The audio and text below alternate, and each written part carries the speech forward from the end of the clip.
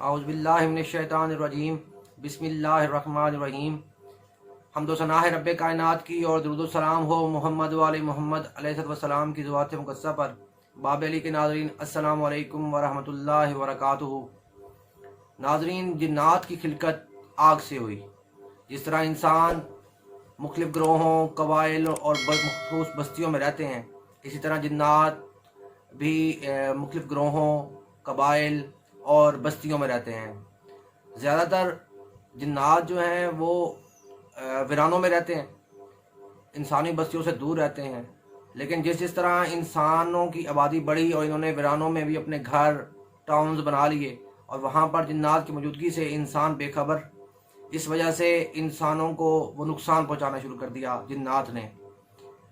दीन से दूरी की वजह से इंसानों को जिन्नात नुकसान पहुँचाते हैं। किसी भी इंसान पर अक्सर बेशतर जो नापाक रहता है, तो नापाकी की एक बहुत बड़ी वजह है जिन्नात के इंसान पर हावी होने के, नुकसान पहुँचाने की। इन जिन्नात की मुख्तलिफ़ अक़साम हैं, जिनमें देव, परी, चुड़ैल, डायन और हमज़ाद भी जिन्नात में से होता है। हर इंसान के साथ होता है।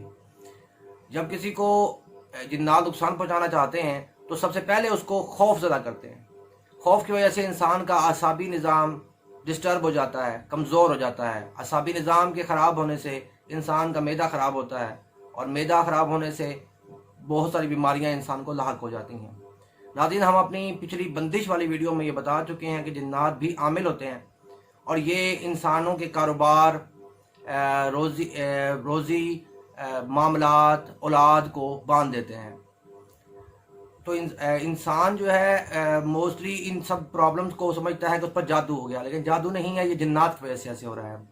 अमूमन हमारे यहाँ, हमारे इस माशरे में, हमारे यहाँ किसी घर में अगर खून के छींटे आएँ, गोश्त की बोटियाँ आएँ, पानी के बर्तनों में से अगर सुइयाँ निकल आएँ, कपड़े कट जाएँ, तस्वीरें कट जाएँ, खून के कपड़ों पर छींटे आ जाएं, तो उसको आमलीन जो हैं हमारे, जिनको इस बारे में इतनी ज़्यादा मालूमात नहीं है, या हमारे जो सादा लोग हैं, वो ये समझते हैं कि ये जादू की वजह से ऐसे हो रहा है। लेकिन हकीकत में ऐसा जादू की वजह से नहीं होता। ये जिन्नात ही ये सब कुछ करते हैं और जिन्नात सिर्फ इंसानों को भटकाने के लिए या इंसान को परेशान करने के लिए ऐसी हरकत करते हैं। जब आप कहीं पर भी, कोई भी इंसान कहीं पर नया घर बनाना चाहे, तो उसके लिए हम आपको बताना चाहते हैं कि वो सूरह फलक और आयतल कुर्सी को ज़ाफ़रान और अर्के गुलाब से लिखकर चारों बुनियादों में चारों तरफ डाल दे। जब एक ख़ास तरीके से, यानी कि वो डाल सकता है। मज़ीद मालूमात किसी भी तरह से कोई भी हो, आपको जानना चाहते हैं, तो हमारे व्हाट्सएप नंबर पर हमसे पूछ सकते हैं। तो नाज़रीन, इससे जिन्नात से बचने के लिए जो हमारी माएँ बहनें बेटियाँ हैं, वो मगरिब के टाइम में खुले आसमान के नीचे कंघा ना करें, बाल ना खोलें खुले आसमान के नीचे।